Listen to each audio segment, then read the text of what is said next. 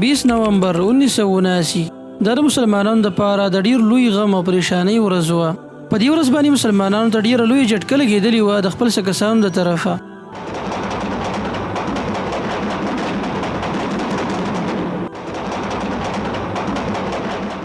څه خلکو په کعبې باندې حمله وکړله د جهیمان العتیبي په قیادت کې او د 2 هفتو پورې مسلسل حرم په خپله قبضه کې اخیستی و. په دې ورځ باندې حرم کې د اسلحې استعمال وشو او ډېر خلک پکې بېګناه ووژلی شو.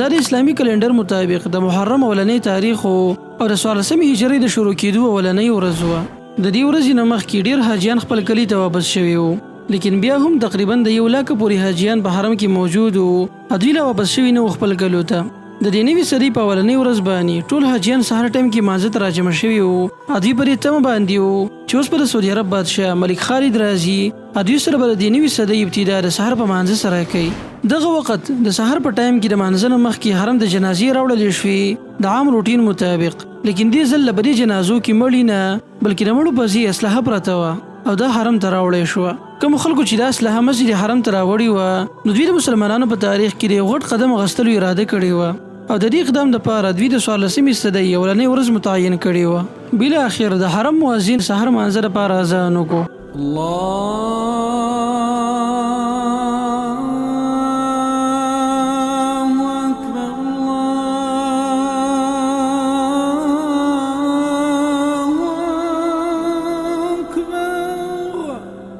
مسلمانان راجمع شو او د سحر مونځ ادا کړی شو. کله چې امام سلام وګرځو نو په حرم کې د هر طرف اوازونه اوچت شول، د اسلحې استعمال شو، څه خلک د صفونو نه د اسلحو په لاس راپاڅېدل او ډیر زر په ټول حرم کې خواره شو. چونکې په حرم کې د جنګ نه ډیره سخته منع راغلې ده په شریعت کې، دې وجې نه حرم کې موجود سیکورټي ګارډ سره په لاس کې اسلحه نه وه. دې وجې نه ډیر په اسانۍ سره جهیمان العتیبي او دغه ملګري په حرم باندې قابض شو او ټول مسجد حرم د دوی په قبضه کې راغی. جهیمان العتیبي پاسېدو، مایک خپل لاس کې راواغستو او خلکو سره ډیر په جوشیله انداز کې مخاطب شو.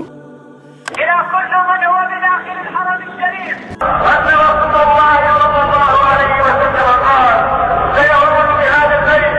يعني الكعبة قوم ليس لهم منع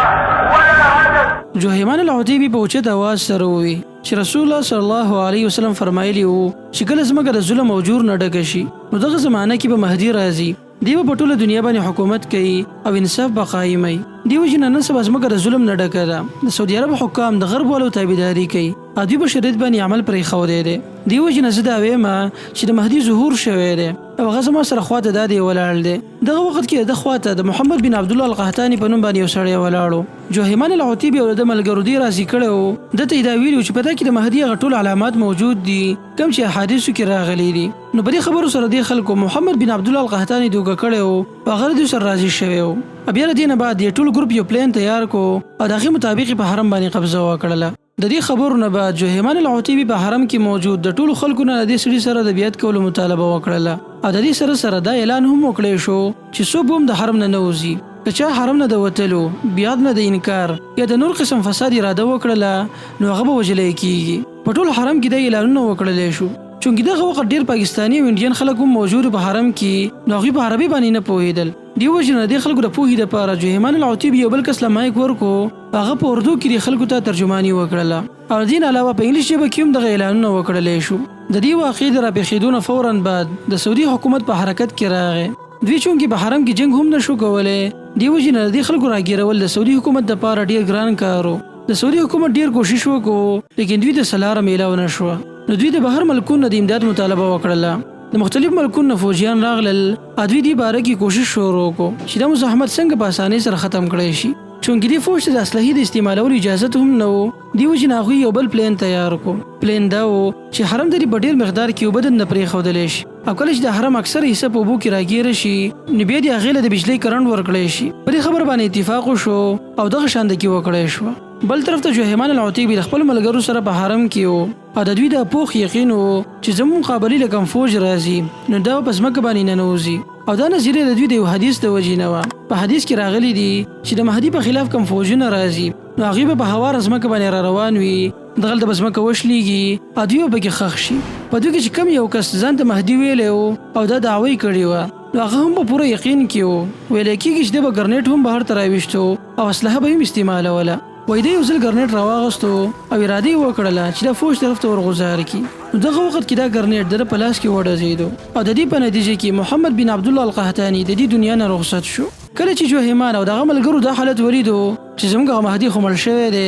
نو په دې سره د دوی حوصلې وغورځېدلې دوی ته د خپلې غلطۍ څه نه څه احساس وشو بالاخره د 2 هفتو نه بعد د سعودي حکومت د دې کسانو په نیولو کې کامیاب شو دوی روغ ونیولی شو جوهیمان العتیبي او د اکثر ملګري داسې وو چې دوی د سعودي عرب یو معتبر شیخ ابن باز رحم الله شاګردي کړې وه لیکن کله چې ابن باز د دوی د دې حرکت نه خبر شو نو هغه بالکل د دوی تایید ونه کو بلکې د دوی د کار ته فساد وي جوهیمان العتیبي او د ملګري عدالت ته پیش کړی شو او هل د قاضي په دوی باندې د پانسۍ فیصله واوروله دوی پانسۍ کړی شو دې نه بعد د حرم صفایي وکړی شوه د سعودي عرب بادشاه ملک خالد مسجد حرم ته راغی هلته د میډیا سره مخاطب شو هغوی ته دا یقین ورکو چې مسجد حرم اوس په امن کې دی ملګرو د حمله ناکامه شوه لیکن د دې حملې منفي اثرات ډېر سیوا وو په ټول عالم اسلام باندې لیکن د دې واقع بنیاد څه و د دې ابتدا څنګه شوې وه مهدي څوک دی او جوهیمان العتیبي اخر په حرم باندې حمله ولې کړې وه د دې وجه څه وه د دې په شان نور ډېر سوالات دي ملګرو لیکن دا اوږد تاریخ دی او انشاءالله که بیا چېرته موقع میلاو شوه